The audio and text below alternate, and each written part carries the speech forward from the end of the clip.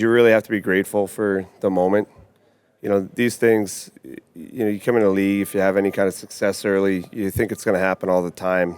Once you have a really good team, and then you go through moments where, or your years where, you're not at the top, or, you have a tournament like this, and then you think it's going to happen every 2, 3, 4 years, whatever it is. And it doesn't. These moments are so few and far between. You never know when you're going to get another one. And I think the biggest thing I've learned throughout my career is that you have to embrace every opportunity to enjoy the moment. And I don't get nervous for these things anymore because that's what happens when you overthink it. It's just you got to do everything you can to prepare, and you rely on that. You rely on the work that you put in for whatever it's been, 10, 15, 20, 30 years before that gets you through these moments. But, you have to just have fun with it because at the end of the day, these are the games that you're going to remember the rest of your life. And you want to come out on top. The only way you can do that is to be at your best. But, you got to take it all in. What's made this tournament unique, Brad? I mean, what about this group and this experience stands out? I mean, the group is awesome. The talent level, the thing I think that really stands out about this tournament is the speed and the pace of the guys have gotten so good in the last 9 years. The pace has elevated so much. It's incredible to see the speed and the talent of the players these days, and I think that fans really got to witness that and really loved it. I mean, you see what it's done in the past week for hockey and the media the media attention it's gotten. And you see it doesn't matter when you have the tournament or how you do it. When you get the most competitive guys in the league on the ice together, it's going to raise another level. When you're playing for your country, you do whatever it takes to win, and you see that. So it's been an incredible experience. You've prepared for Game 7s and Stanley Cup Finals before. You've had kind of emotions of that. How does this compare to that, putting your country's jersey on? Yeah, I think that I think it's harder to win these tournaments than it is a Stanley Cup. I mean, you have, say 10, 15 years of opportunity for a lot of guys that have been around. Usually the guys that play on these teams. But in the last 10 years, there's been 2 opportunities. And in the last 12, 14, whatever it's been, there's been 3. So these opportunities are so few and far between now. Obviously, moving forward, it's going to be a little bit different. But it's hard to really understand the importance of these games, the Canadians. It's what you dream about. It's the highest level you can play at for any player in the league, any Canadian player, any American player, I guess, really any player at all. It's just on a whole nother level. So it's a game that everybody's going to get up for, and everyone's going to be ready on both teams.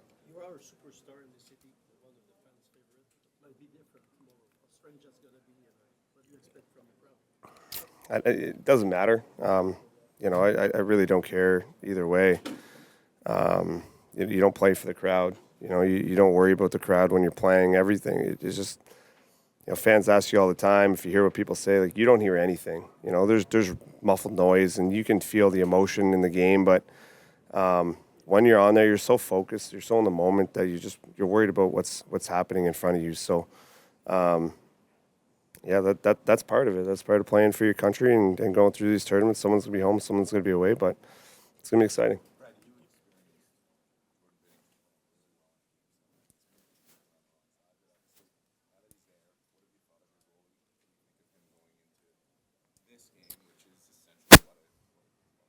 Yeah, he's awesome. He's such a competitor. Yeah, I think that's the biggest thing. You see him, the way he focuses in the room, even in practice today.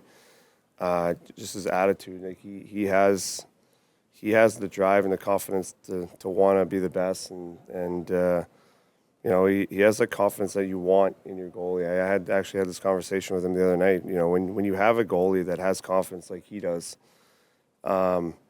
it gives the entire group confidence. Like you feed off of that.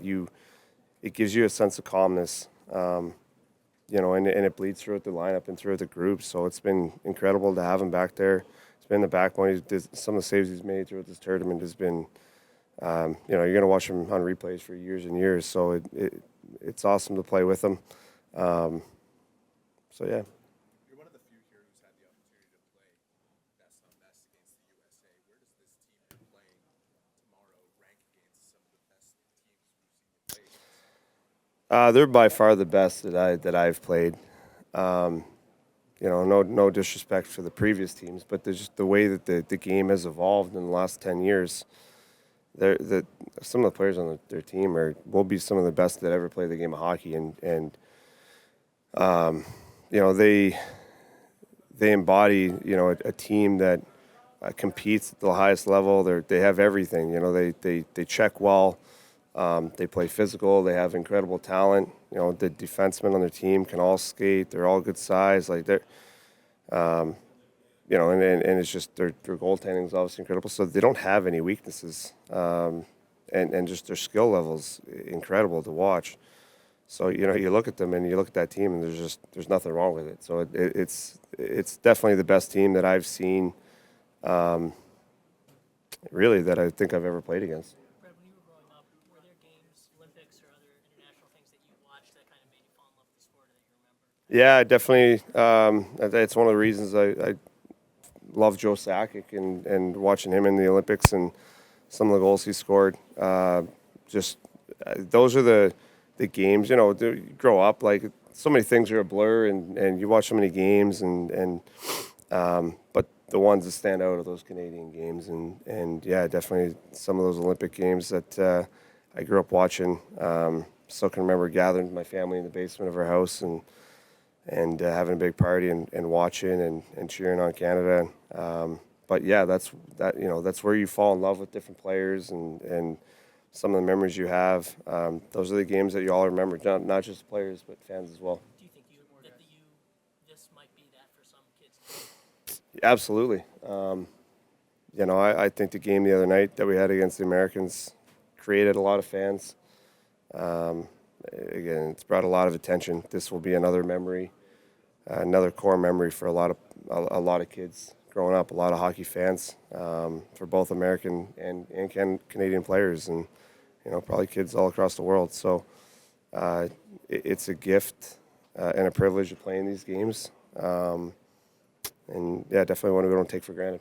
I'm wondering if you've reached out to Charlie McAvoy at all. I know he's been an opponent this week, but Yeah. considering what he's been through with the injury, just wondering if you've heard from him, how he's doing. Yeah, absolutely. I've reached out to him. I'm obviously going to keep everything personal, but it's first and foremost all you care about is the guy's health, and very happy to hear that he's doing well.